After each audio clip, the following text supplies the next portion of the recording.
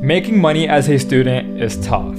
Every single day you have 8 hours of classes followed by a few hours of extracurriculars, then you have to come home, eat dinner, shower, and then study for the rest of the night.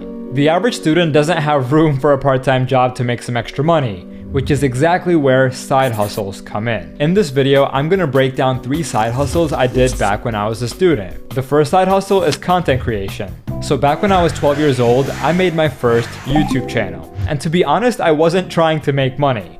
I was just having the time of my life uploading Minecraft videos to YouTube. But after a while, my account became eligible for monetization, and I realized I could actually make money uploading gaming videos to the internet. Immediately, I went up to my parents, had them set up AdSense, and soon enough, my channel was making like $10 to $20 per day, which wasn't bad for a teenager. Okay, I know what you're thinking. Go hard, this sounds great and all, but what am I gonna make videos about? I have 2 suggestions. First, if you have a hobby, whether it's gaming, coding, cubing, gardening, lifting, or whatever it is, share your passion on social media. Post walkthroughs, tutorials, or even vlogs showing people the ups and downs of your journey. Alright, and my second idea. If you're interested in a certain academic subject, whether it's computer science or organic chemistry, post tutorials to YouTube. Now, if you're uncomfortable putting your face out there or simply don't know how to edit, that's where the sponsor of this video comes in, InVideo AI. InVideo AI introduces a very cool way of turning your ideas into videos.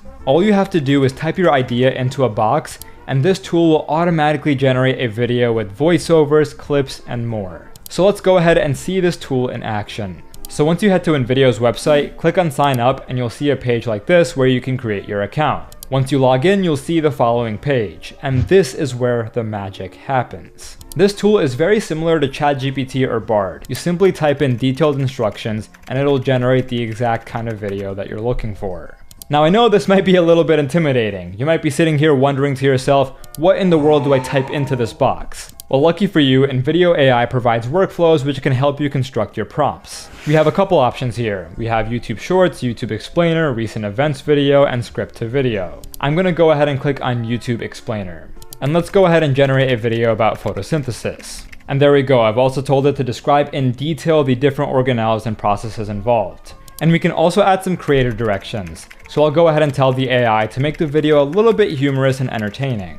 As for the background music, I'll go ahead and tell it to choose something more upbeat. Now here you can select the gender and the accent for your narrator's voice. I'm just gonna go ahead and leave these as any. I'll go ahead and tell it to use subtitles. I'll leave watermark text as is, and we can use iStock normally. Now let's go ahead and press continue. And as you can see, the tool automatically constructed a prompt and placed it into the text box. Now all we have to do is go ahead and click on generate a video. Alright, and here we go, the tool is working its magic. Now this part usually takes a few minutes, but it's still pretty quick. Alright, and it's finished generating the video. The title is Photosynthesis, the Green Factory Unveiled.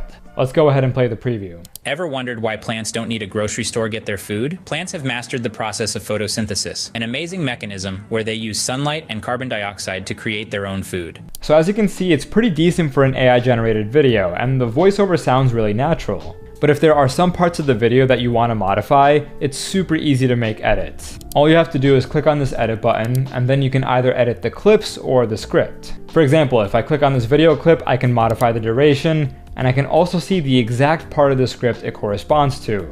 Now if we go to the edit script tab, this is where I can modify parts of the script. For example here, maybe I want to make this line more concise, so I can go ahead and remove these words, and there we go. You can also modify the clip for this line by clicking on this button and editing the media keywords. Alright, so once you're happy with your modifications, go ahead and click on Apply Changes. And there we go, the tool is now modifying the script. Now, if you feel like that edit window was a bit too complicated, there is an even easier way to modify the video. There's this little prompt box right over here. You can type in a command and just tell it what to do. So for example, right here, there's an option for make this scene half as long. It's too wordy. I'm gonna go ahead and put that in, click on generate, and let's see what it does. Alright, cool, and it shortened the first scene. As we can see, the timestamp went down from like 420 to 404. And you can use a bunch of other commands as well, like change the voiceover from male to female, or make the subtitles appear word by word and pop. Now once you're happy with the result, you can go ahead and click on export, and we have a couple options here. We can remove the watermarks, we can remove the InVideo AI branding, and we can also select an export resolution. Now, if you want to remove the watermark and export in high quality, I recommend you upgrade to a paid plan, which starts for as little as $20 a month. On top of that, the paid plan will give you access to millions of royalty-free stock footage clips, along with a more human-like voiceover. Check out the link in my description or in the comments to get started with InVideo AI.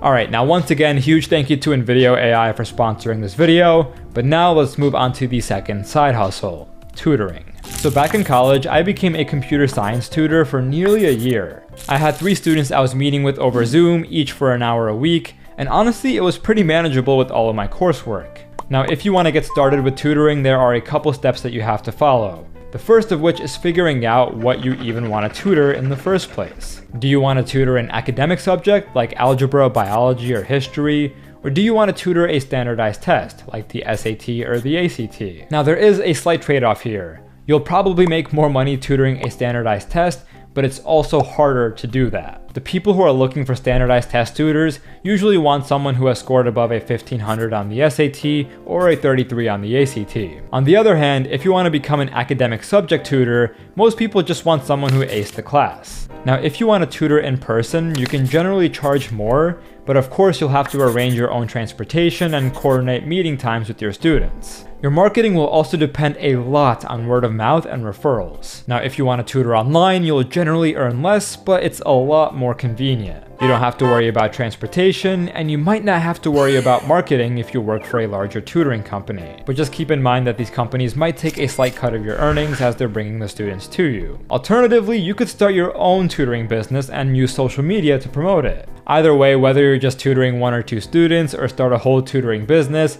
it's a pretty fun and rewarding way to earn some money. Now, the third side hustle is web development. And the reality is you don't even need to know how to code. Now, back in high school, I set up and managed a website for an organization in my community, and they didn't want me to code anything from scratch. They just needed someone who could use a platform like Wix and set up a couple web pages. And if you're young and tech savvy, that's not a super hard thing to do. The reality is there are probably tons of people, businesses, and organizations in your local community who want someone to help them set up a super simple website. So if this sounds even somewhat interesting to you, here's what I recommend you do. Reach out to local businesses and organizations and see if they need help upgrading or setting up a website. Now, if you're too nervous to send cold emails to businesses, or if they're just not responding, you can also ask your parents, teachers, or even your guidance counselors. See if they can point you to anyone who might need help. And the best part about this side hustle is that you can take it even further. If you end up helping a local business with their website, you can also end up helping them with their social media, with their copywriting, with their graphic design.